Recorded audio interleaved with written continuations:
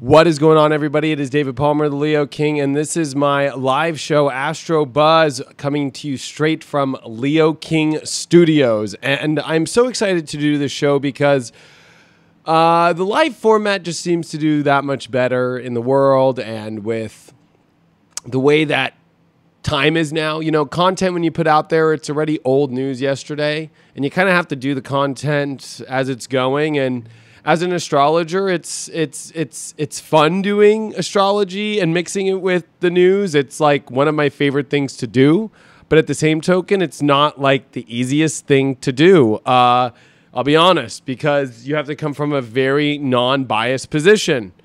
You have to look at things from both angles, but at the same time, you got to make sure that you don't take a bias. It's almost like, I like to say this, it's like with signs, right? Like, I can't go into a reading and judge somebody by their sign and be like, well, I like doing readings for Libras better than Leos, or I like doing readings better for Pisces better than I like Virgo or Scorpios, whatever you want to call it. It's difficult because it's not that easy to do that. You know, it's just not. So my whole thing is, I'm all about making sure that I come from a truthful place, that I come from a non-biased place when I do this show. I think that's the most important thing to pay attention to. It's not the easiest, though. I'll be honest with you. It's not easy. And it just goes to show you that in the world we're at today, everything is so split. Everything is so one way. Like, you need to see it my way. And if you don't see it my way, there's a problem. Like, I don't know why we seem to see that more and more and more lately in the world, but we seem to. So there's a lot to talk about this week, because this week was the Democratic convention. It pretty much took up the whole news. And of course, Hillary Clinton got nominated to be the Democratic nominee, which is the first time a woman has ever been elected president. So this is probably one of the biggest news stories that you could ever cover, number one. Number two, there's, of course, some scandals to talk about that was underneath everything, and that's not easy stuff to talk about, but we have to talk about it. Things get overshadowed, of course, in the media. Media likes to persuade how things go. But from an astrological point of view, I'm going to try and point things out about how I see things and the way that they're going, and see if they can really help people understand what's going on. Because I think that's the main reason why I do this show, is I want to help people understand what's going on. I think a lot of people get really conflicted when they're getting badgered from both sides of, oh, I think the world should be this way, or I think I should hear this, or this is the way that things should be. I think it's so important to pay attention to what the astrology says through whatever is going on, through however things are going, and really, you know, pay attention to the stories, the reality, and connect it with the stars, connect it with the stories. I think that's the most important thing. And I think the last 2 weeks really kind of were radically intense in the world, but they also, if you look at this from an astrological point of view, are the completion of a major cycle. And we're going to talk about that because I think that's really important to talk about.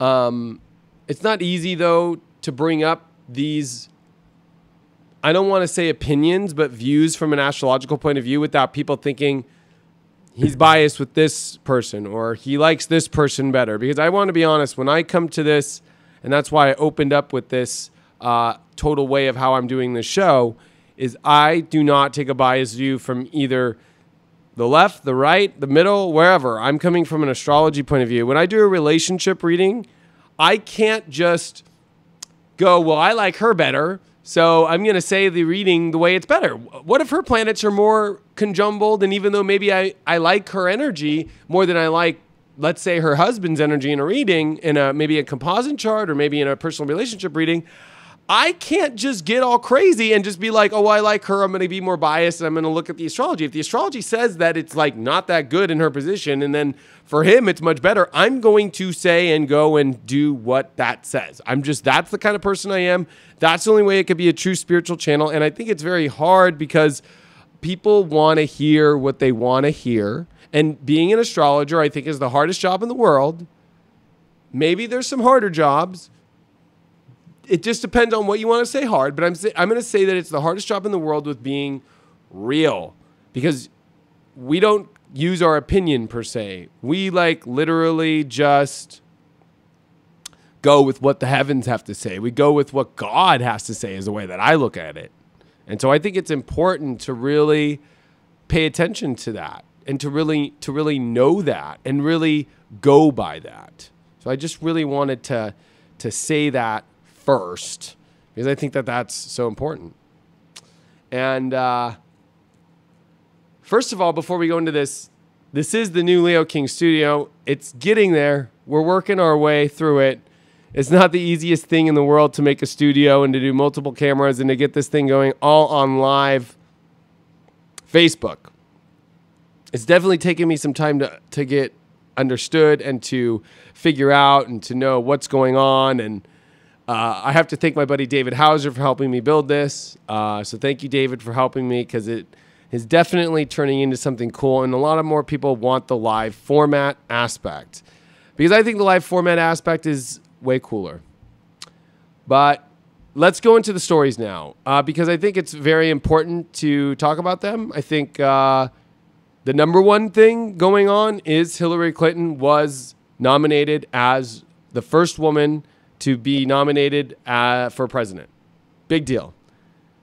The astrology this week, coming to the completion of Mars finishing in Scorpio.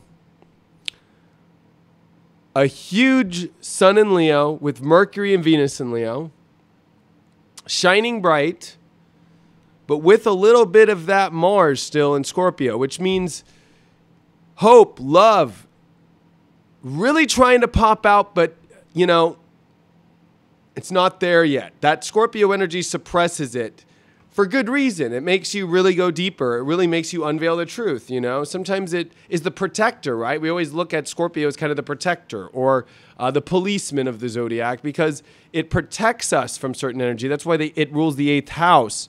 So there's this interesting energy of being protected by the 8th house.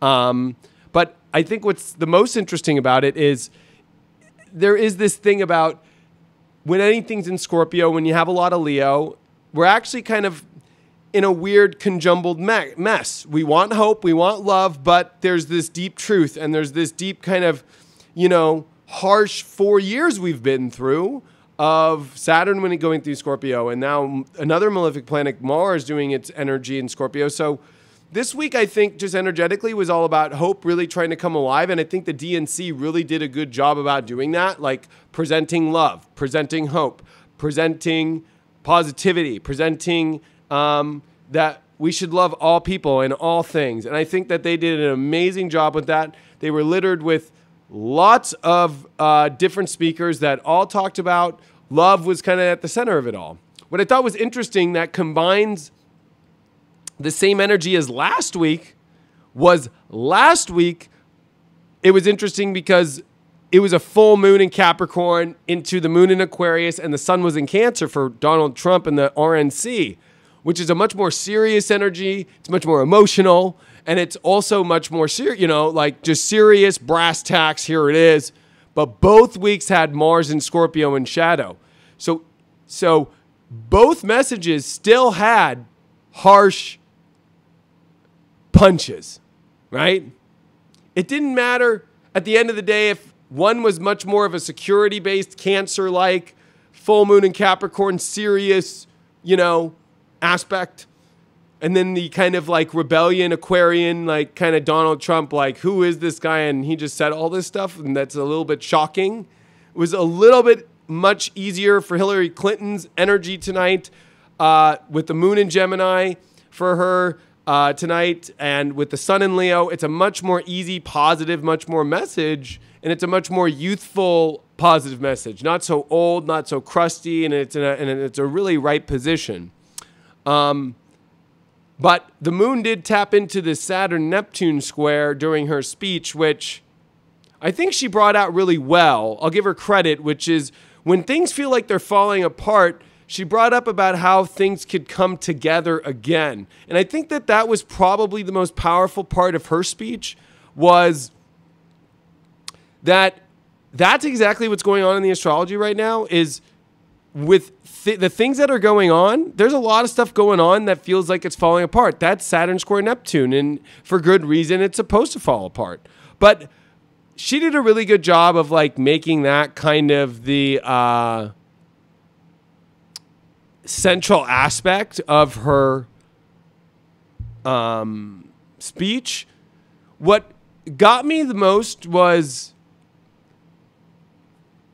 both her and Donald Trump's speeches both attacked each other just as harsh, in my opinion. And that was the Mars and Scorpio playing out. You know, they're both in it to win it. Let's not forget that. So they're both going to say whatever they're going to say, and they're both going to cut to the bone. They're going to cut to the fat. And she definitely wasn't afraid to do that. I think she did it in a much more Scorpion way, which is a little bit more, I don't want to use the term manipulative, but much more of a seductive way of like seducing people to not like Donald Trump, where Donald Trump went against Hillary much more in a Gemini kind of way, and a full moon in Sagittarius. Like, here's all the shit, everyone, and just deal with it, you know, and here it is, you know, just kind of blah, blah, like spitting it out on your face. And that's kind of the difference between both of them. But if I were to really look at this week with the scandal of the emails, that with the head of the DNC, that was a big deal. Like that was no joke. And I feel really bad for Bernie Sanders, to be very honest with you. The guy got screwed. The guy got screwed no matter what you want to look at it either way. And what's up with Hillary and emails? You know what I mean? It's like kind of weird. It's like, man, like it's twice now. You know what I mean? Like don't you know there's like ways to kind of like block your emails, Hillary? Like, I don't know. Figure that one out. But I think when I look at this astrology, it's like, you know, this is Scorpio, Mars finishing. Things are coming out. Things are being exposed. To look at the other side of the coin, right? You know, with Donald Trump, it's like, okay, yeah, you've had 6 bankruptcies, man. Like, yeah, like, you know, you have kind of screwed over some people in life. And in different ways. I think if you look at Hillary, it's like you've screwed over some people as well. And so, you know, it's like I kind of feel like we're at a tie. And I think that's what Saturn square Neptune is. It's kind of a tie. You know, it's like how do you look at things in your own belief structure, and which one do you go with? Which one deals with cold, hard reality more, as the North Node in Jupiter and Virgo, and which message kind of deals with fantasy, where South Node and Neptune are conjuncting now? I'll be honest with you, coming from a non-biased standpoint, watching the RNC was like, this is what's for dinner. Here it is. Shut up and eat it. This is the truth. Here it is. The DNC was much more like, welcome, come into the lobby. Have a nice Coca-Cola. Oh, get everybody all good. Listen to the music. Look at all this stuff. Here's the dinner, and it's really good for you. Without kind of telling you there's like a GMO in it, you know, and it's non-organic. Like, that's my opinion. I think the RNC went all the way to the bottom of the barrel of truth. Like, here it all is. And I think the DNC went much more positive, but with a manipulative twist. Both sides, though, had a manipulative twist. I'm not going to, like, say that one side did and one side didn't. Like, it's obvious that both sides did. Like, it's completely obvious. You know what I mean? Like, and so I think that's important to kind of note. Because when you really think about this on the larger scale, right? Like, both sides are manipulating for the vote. They just did it during different times. And these different times are very different. Look at how different energy is in astrology. Last week is the sun in Cancer and a full moon. This week is the waning of the moon with the sun in Leo. Cancer, Leo is definitely different. America is a Cancer, right? So when you have America as a Cancer, and then you have Donald Trump speaking during that time, it's much more like protection. When you come into Leo, it's much different. The protection thing's gone. It's just about focusing on the love and the light, and that's all. So the DNC did a really good job of focusing on the love and the light. And the RNC did a really good job about protection. So the real question isn't what happened over these 2 weeks. Both sides had their scandals, right? Like this week, the RNC came, or the DNC came out with, well, they didn't come out, but WikiLeaks leaked this information out that the emails against Bernie Sanders, and it was totally on Hillary's side, kind of came out that they were kind of doing some dirty stuff over there. And to me, that was kind of like, wow, I can't believe this. That one took me a minute to really be like, what's going on? But I think the DNC did a good job of keeping the hope and the positive and using messages to kind of brush any truth down and aside. RNC does the same thing, kind of like, well, we're just not going to listen to you. We're just going to do it the way that we are and whatever. But the corruption aspect of the RNC last week was much stronger of being talked about, and I think kind of made Hillary and the DNC look bad because they didn't acknowledge it at all.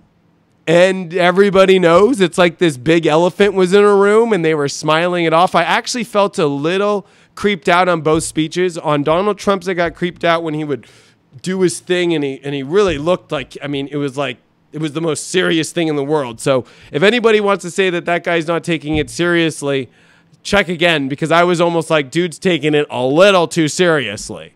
Like, where was the kind of laughing fun Trump that I like as a person, not politically, just, you know, as somebody who used to watch The Apprentice. 2, thing that really creeped me out about Hillary was at the end of her speech, the elephants in the room, like, you totally are corrupt. You totally just got out of jail. You should be smiling big, bright, and you got the nomination handed to you on a silver platter. Like, whatever you did, you go, girl. You know, but at the same time, like, I want to know how much crap you did to get there, you know? And it was creepy to see her smiling. It was also even weirder because I watched both of them on CNN. So I watched the RNC on CNN, and then I watched the DNC on CNN. CNN I thought was pretty in the middle, but after this, they're definitely very left, because the whole time the RNC was going on, they were not all about it at all, like saying how bad it was and how negative people were, and they just did not dig it. You could even feel, even their way that they showed it, if you notice, if you just watch the Hillary speech literally was like a perfectly lit 5 camera angles, 12 camera angles, like perfectly on Bill, perfectly on this, at the right moments with the music cued of Katy Perry. I was like, this was all preordained. The Republican thing, it was like, here's Trump, he comes out, he does the speech, and then the second he ended his speech, they were talking and nagging on him. They just kept playing Katy Perry for 5 minutes. I sat here and didn't start the show because for 5 minutes, Katy Perry kept freaking playing and just balloons everywhere and just, this really creepy smile. You know, I was like, some people are going to think I'm more on Trump's side here, but I'm not. I'm coming from just like how I see it. Trust me, I was creeped out a little bit of the way that Trump did his speech, and it was just like the dude was up there like almost like a pit bull, you know, on the stage. She came up like a marshmallow from Ghostbusters guy. You know what I mean? Like, I was like, it's like two opposite sides. You know what I mean? Like, wow. Like it really, it kind of blows my mind, to be honest with you. Like just really like blows my mind, in every aspect and in every way. But I'm not going to, hate too much on either side, but that's just my view. Now, last week, it was interesting because I want to bring up Scandal and how this week it's coming up, because Mars actually exits Scorpio exactly on April 2nd, or August 2nd, sorry. And both weeks had this Scandal stuff keep popping up, the email thing with the DNC. And then last week, it was just like everything kind of coming out that, what was it last week? It was, it was Ted Cruz not getting along really good. It was, people not wanting Trump, so trying to stop Trump from being that. So kind of like people really doing whatever they can. It was interesting, but I definitely feel like there's much more scandal in the DNC, whereas in the RNC, either they're hiding it better. Because you got to remember the Republican thing, with George Bush and everything. Like, I'm going to bring back some past stuff. And we're kind of doing a really special edition kind of aspect here now that we've seen both candidates here, Astro buzz. But it's not like the RNC has ever not dealt with scandal. Nixon, in the way that he did things, and he's the only one, he resigned because of his scandals. Weird stuff with 9/11, and I think even Hillary's involved with that. It's all a little too funky. I think both sides kind of, and I think somebody said it really good on CNN, is like, it's not even the RNC, it's like Trump's party now. And then, you know what?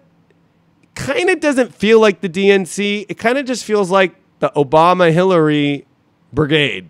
And everybody involved. And like, I was saying this the other day, it almost feels like in 2008, Obama and Hillary made a deal. Like, Obama said, or whoever runs this thing, like, Obama's like, yo, whatever I do, I'll make sure that you get in the presidency and make you look good and do whatever I can to get you there. And they made a deal. Because that deal, they used to hate each other. Now they love each other. And their whole embrace and their thing last night, Obama's speech happened this week. Obama's speech, it was like exactly the same guy we saw in 2008. It was total Leo time for him. His birthday's coming up. And I thought he did a really good job of being a Leo. But the problem with him and what I thought was, it's like, where is that guy all the time? When all this stuff is happening, it's like, he looks like he's depressed and he can't bring that positivity out. Like, when bad moments happen, he should be bringing that stuff out. So that kind of pissed me off a little bit. I was like, dude, where was this guy like half the time of the presidency, or more than half? Like, I was like, I don't know. You know what I mean? But, whatever, at the end of the day, whatever it is, I think it's important to see that something is going on between Hillary and Obama when it comes to scandal corruption. With Trump, we'll see if it comes out. Now, that's what brings me to Russia. That's what brings me to Russia. That's what brings me to Russia. Because I think the whole thing about Russia is kind of weird. All right? This week, Donald Trump says, hey, Russia, maybe you should check into these emails. You know what I mean? And see what's really going on.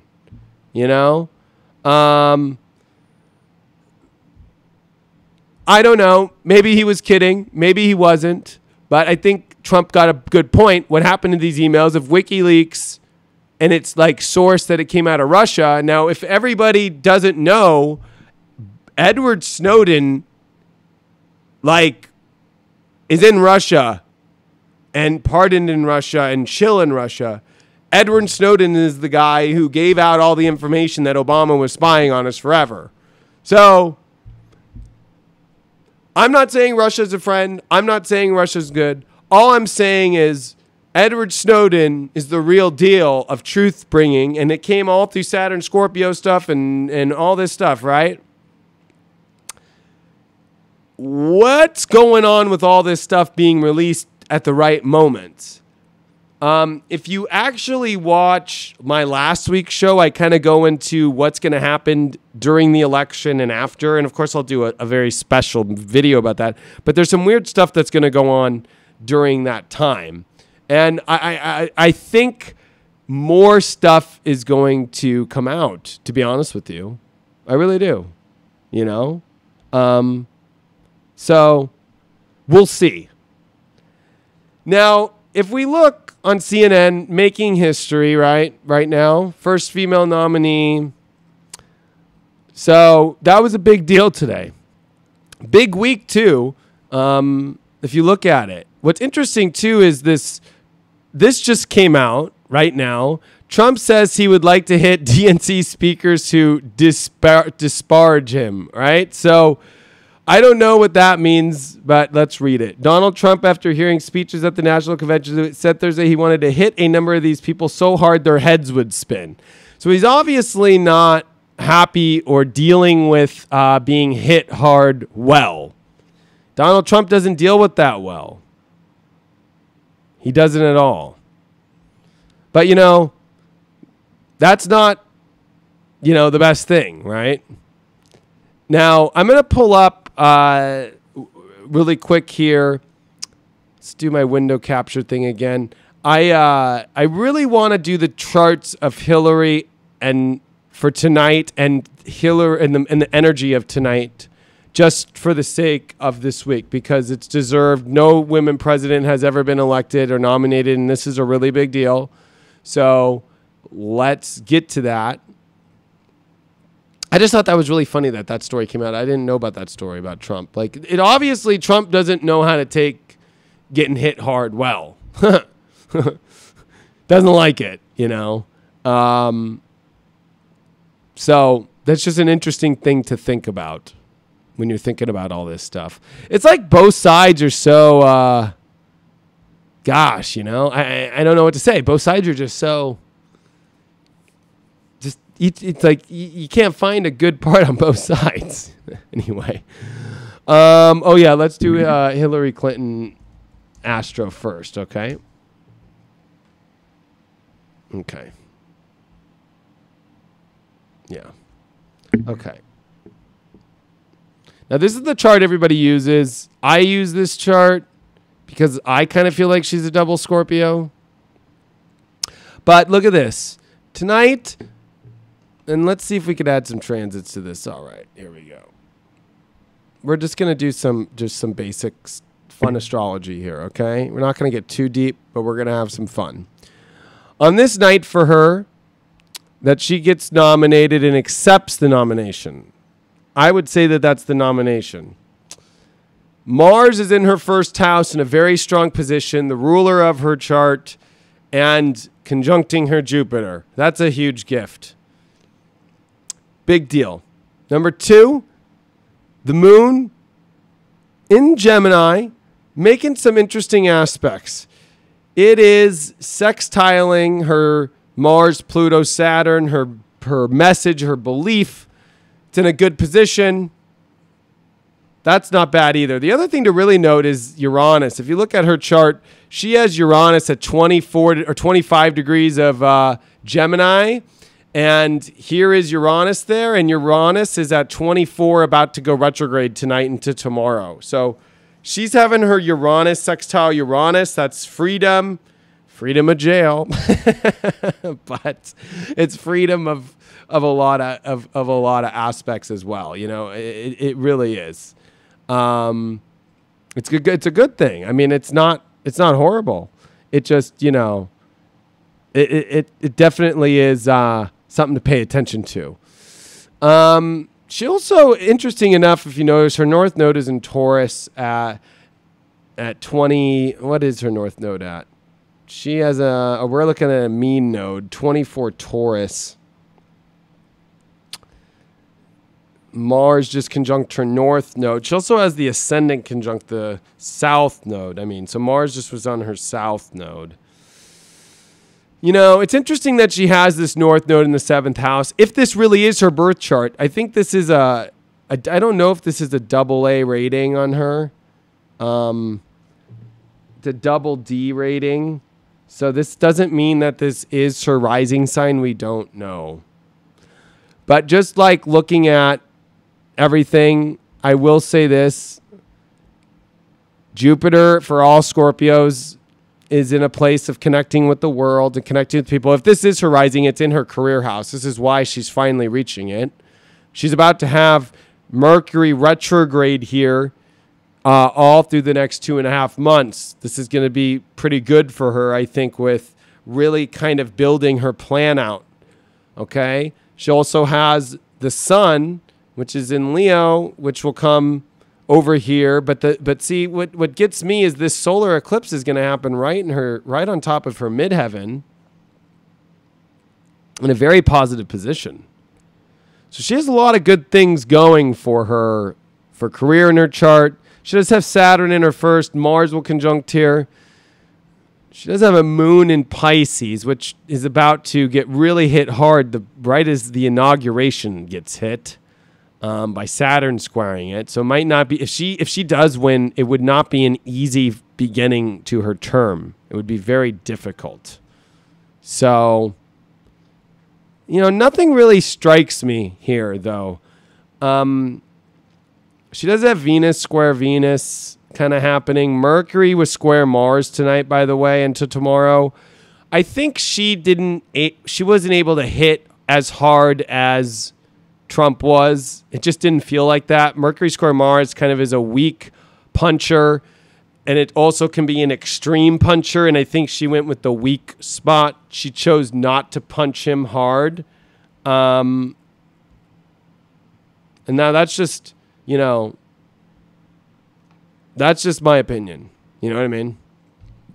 But it'll be interesting to see how, if we look at Donald Trump, I didn't get to do this last week, but in his chart, when everything happened, thing about Donald Trump, to me, going into this is... he's got a AA rating for his chart. So let me go back to this to everybody so everybody can see. So if we do this on Astro.com, his rating is a AA. This means this is really his birth time. This means this is really like his thing. He was all about the birthing aspect anyway. So let's do it with transits. Now, this isn't for the transits of when he got the nomination, but just let's look at it today. I know that where the planets were back then. That full moon, hit him on his Saturn and Venus, okay, last week. This is the thing about Trump that really gets me. His ascendant's 29 Leo on the star Regulus. He also has Mars on his ascendant. This guy is a pusher.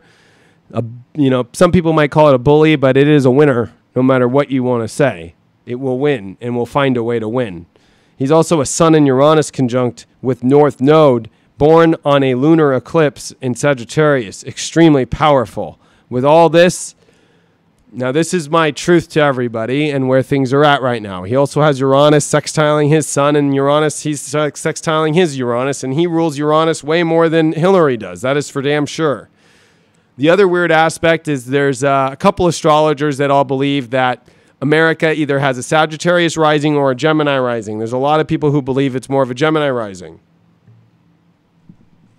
Because, of course, that morning they would have got up and started getting the Declaration of Independence ready, opposed to the later evening of the signing, which would have been a Sag rising. I'm kind of more of the Gemini rising American aspect, and we can look at that. America's Astro chart. Now, we're going to compare Hillary and we're going to compare Donald Trump here so you can see. Because I think that this is important for people to look at in a very important way. Pardon me while I take a little drink here. Okay. National chart of the United... Why is this not pulling it up?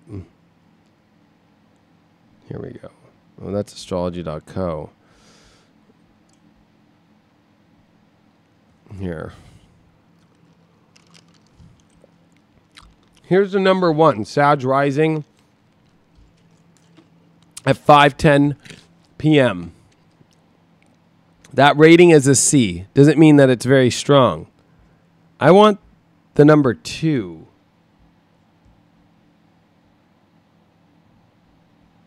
Hold on one second, everyone. Okay.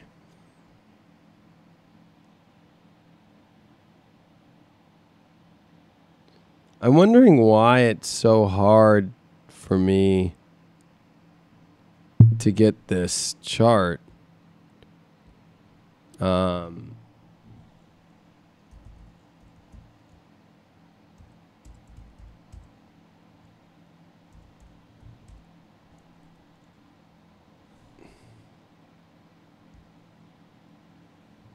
Okay, here we are. Gemini Rising. All right, now thank you. We've got this everywhere.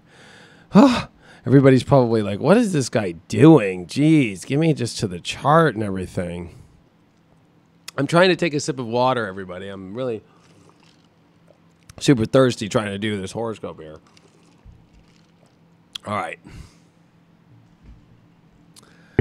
Hope you guys are ready for this. Now, this is at 3:10 a.m.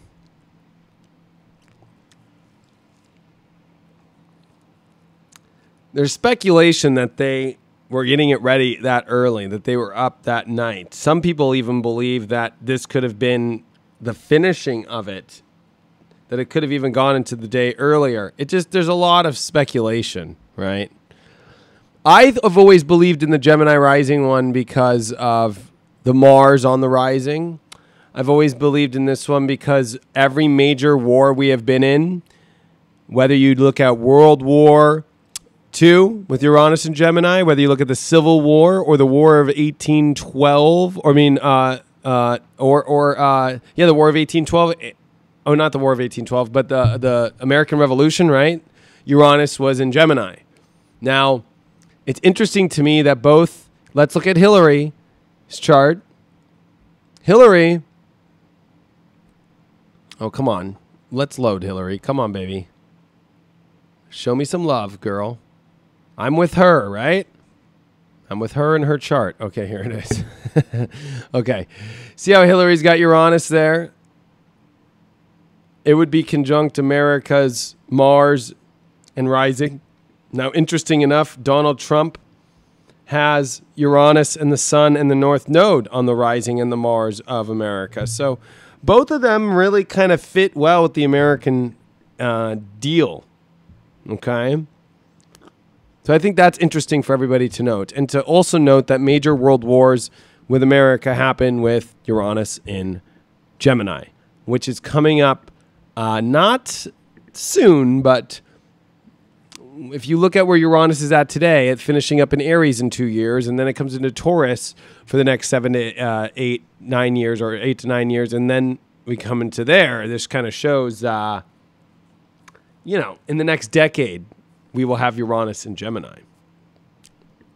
So also be when Pluto is entering into Aquarius, same thing that happened. See, when the American Revolution happened, Pluto was retrograding, finishing in Capricorn, coming back into Aquarius. This is a really weird fine line here of revolution and governments and change. We're getting ready for that in 2024. Then we get Uranus coming back into this. This is kind of revolution time. So that's a little gnarly. Now, I'm going to go back to my studio here because I think I want to say this to everybody, and I want to say this point blank and clear.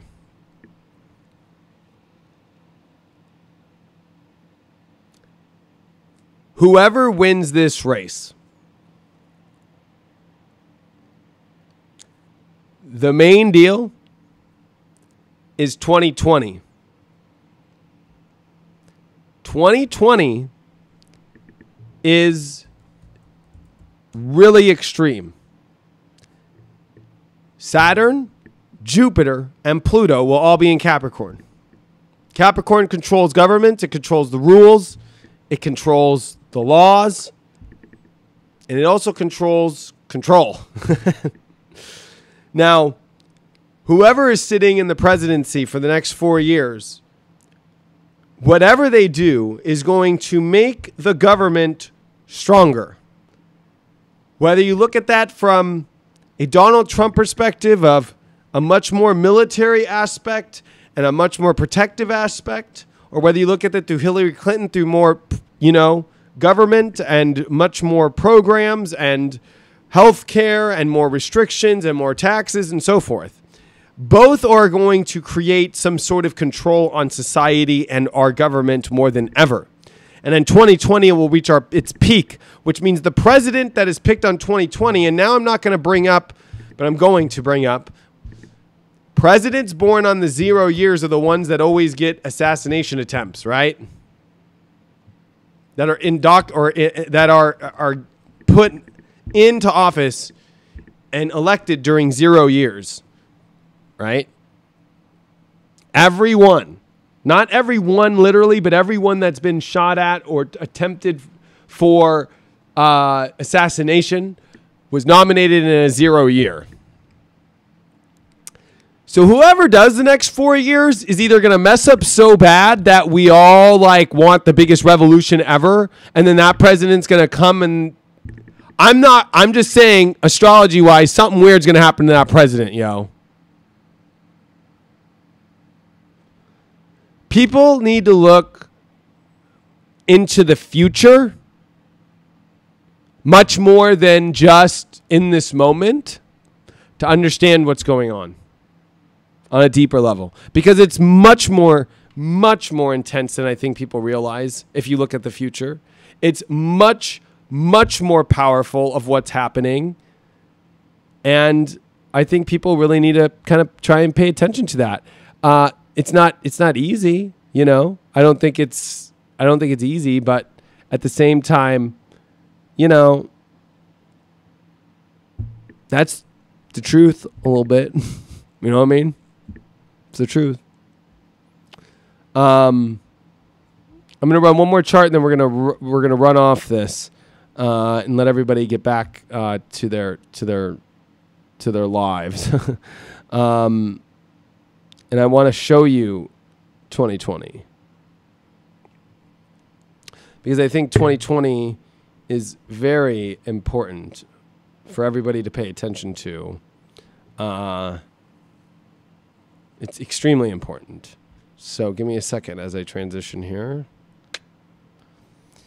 As we enter January of 2020, which is going to be when the president takes hold of the next president. So let's look at the next president. Why are we so focused on this one?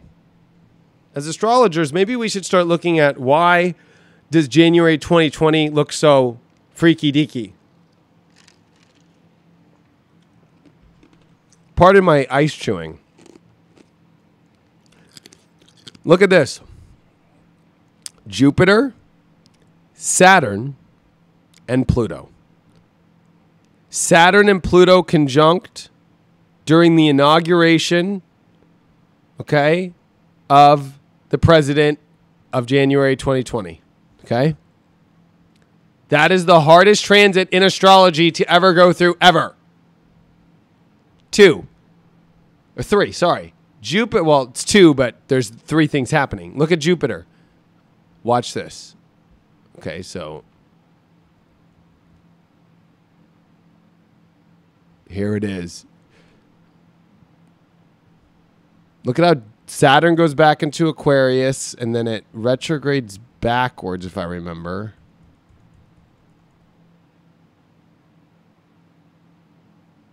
Sorry, I haven't done this in a while, but you're about to see, yeah, Jupiter goes back to 24. So then Jupiter and Pluto conjunct, and then that year, it's the whole year. Jupiter, Saturn, and Pluto are in Capricorn. And they all come together. They get really close to coming together. Hold on. There's Saturn and Pluto getting close again. Yeah, Jupiter goes direct. There it is. The end of the year, they're almost dead, all 3 conjunct. And I think in 2021...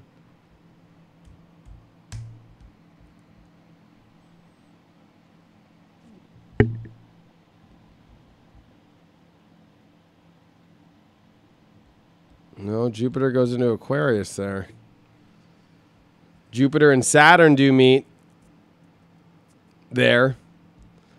But it is that end of 2020 that they are pretty much conjunct, and they are conjunct for the whole year. So 2020 is very intense as far as control systems, government, and so it's going to be interesting to see whoever is elected. You know, that's kind of going to be the main thing. Is the January 2020 election is much bigger than this one. They tell us this one is so major, but really it's this one that's the most major.